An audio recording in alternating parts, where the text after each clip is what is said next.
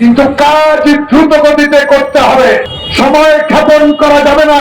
সময় ক্ষেপণ করলে আপনার সাথে ঘাটতি মেরে যারা ওই সচিবালয়ে বসে আছে, যারা প্রধান উপদেষ্টার কার্যালয়ে বসে আছে, এরা আবার ষড়যন্ত্র শুরু করতে পারে। আপনার কাছে প্রত্যাশা তো টাকা নয়, আপনার কাছে প্রত্যাশা শেখ হাসিনাকে দেশে আনতে হবে। যারা বিজিএমকে ব্যবহার করে কোটি কোটি টাকা শেখ হাসিনাকে দিয়ে বিদেশে পাচার করেছে, তাদেরকে আইনের আওতায় আনতে হবে। বিগত সরকারের শেখ হাসিনা আমার নেতা তারেক রহমানকে সব সময় ভয় করত।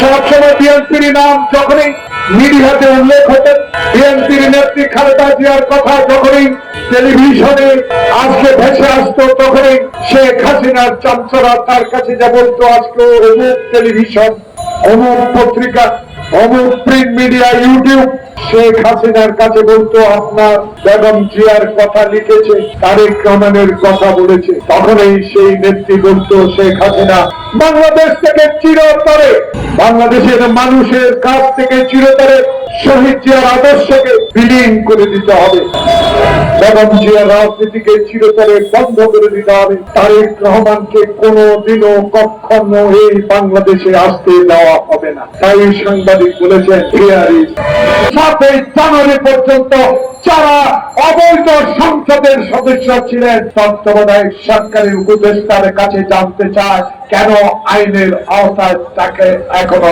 তাদেরকে আনা হয়। এই প্রশ্নগুলো অমূলক, এই প্রশ্নগুলো জনগণের অমূলক নয়। আগামী 5 তারিখে আপনার 2 মাস হবে, আমরা জানি সময় কম, কিন্তু কাজ দ্রুত গতিতে করতে হবে। সময় ক্ষেপণ করা যাবে না। সময় ক্ষেপণ করলে আপনার সাথে ঘাটতি মেরে যারা ওই সচিবালয়ে বসে আছে, যারা প্রধান উপদেষ্টার কার্যালয়ে বসে আছে, এরা আবার ষড়যন্ত্র শুরু করতে পারে। এদেরকে রুখে দিতে হবে। বাংলাদেশের আন্দোলনরত সকল দলের সাথে কথা বলা আপনি শুরু করেছেন, অভিনন্দন আপনাকে।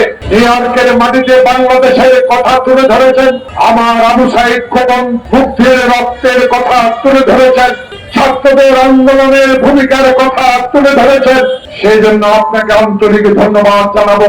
একজন মুক্তিযোদ্ধা হিসাবে, একজন রাজনৈতিক কর্মী হিসাবে বাংলাদেশের মানুষ আপনার কাছে প্রত্যাশা একটি, আওয়ামী লীগ যেন বাংলাদেশে আবার ক্ষমতা এসে বাংলাদেশের অধিকার ক্ষুণ্ণ না করতে পারে। তাই আবার ষড়যন্ত্র শুরু হয়েছে, এই ষড়যন্ত্র রুখতে হবে। এই ষড়যন্ত্র রুখার জন্য বাংলাদেশে প্রয়োজন যারা গণতন্ত্রের জন্য লড়াই করে মির্জা ফখরুলের মতো এই 80 অর্ধেক বছর লোককে জেল কাটতে হয়েছে, মির্জা 5 বছর আজকে রিজিমে যারা জেল কেটেছে, আমাদেরকে অন্যায় বলে আমাদের অফিসে ভেঙে মেহেদী বিপ্লবরা যে অন্যায় করেছে, তাদের জেলা চামুন্ডাকে অবিলম্বে বের করে দিতে হবে। যদি নাই করেন ক্ষতি হবে জনগণের। আপনারা তো বিপ্লবী সরকার, আপনারা তো ছাত্র জনতার রক্তের বিনিময়ে অর্জিত সরকার। এই সরকার চায় শাহাবুদ্দিনের মতো একটি রশি টানিয়ে নির্বাচন। এই সরকার চায় শেখ হাসিনার মতো দিনের ভোট রাতে নয়। এই সরকার চায় আওয়ামী লীগের অত্যাচারে যারা খুন হয়েছে, গ্রেপ্তার হয়েছে বিনা কারণে, যাদের নির্দেশে করা হয়েছে, তাদেরকে আইনের আওতায় আনার দাবি আমরা তো আপনার কাছে টাকা চাই না, পয়সা চাই না।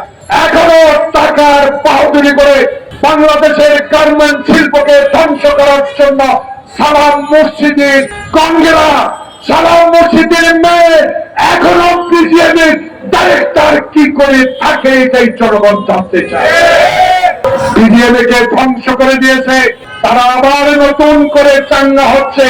এই অশান্তির সৃষ্টির জন্য কারা বিজিএমকে আপনারা তদন্ত করে বের করতে পারবেন। যারা এই বিজিএমকে ব্যবহার করে কোটি কোটি টাকা শেখ হাসিনাকে দিয়ে বিদেশে পাচার করেছে, তাদেরকে আইনের আওতায় আনতে হবে। তারা এখন নতুন ড্রেস পরেছে, তারা এখন নতুন পাঞ্জাবি ছিঁড়েছে, তারা আবার আপনাদের পাশে যাওয়ার চেষ্টা করছে ওই খাপটি মানার লোকদের। তাই আপনাকে সচেতন হতে হবে।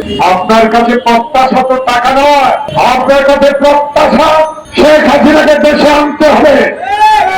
শেখ হাসিনা যে অবিচার করেছে, বিচার বিভাগকে ধ্বংস করে দিয়েছে, যে দুইজন তারেক রহমানকে সাজা দিয়েছে বিনা কারণে, খালেদা জিয়াকে সাজা দিয়েছে, বহু তবিয়তে এখনো আছে হাইকোর্টে। প্রিয় ভাইয়েরা, জনগণ বলা শুরু করেছে, আমার কথা নয়, সত্যি কথাগুলো মানুষ বলা শুরু করেছে। কারণ এখন সাহস বেড়েছে, এখন হাসিনা নাই, এখন কথায় কথা হারুন নাই, বিপ্লব নাই, মেহেদী নাই। এখন বাংলাদেশে স্বরাষ্ট্র উপদেষ্টা আপনার অধীনে সৎ ব্যক্তিরা আছে। এই সব ব্যক্তিদের দিয়ে বাংলাদেশে এই ঘাটতি মারা লোকদেরকে বের করে দেন, নাহলে আপনারা শান্তিদার একটি নির্বাচন দিতে পারবেন না। তারাই বাধা হয়ে দাঁড়াবে জনগণের দায়িত্ব।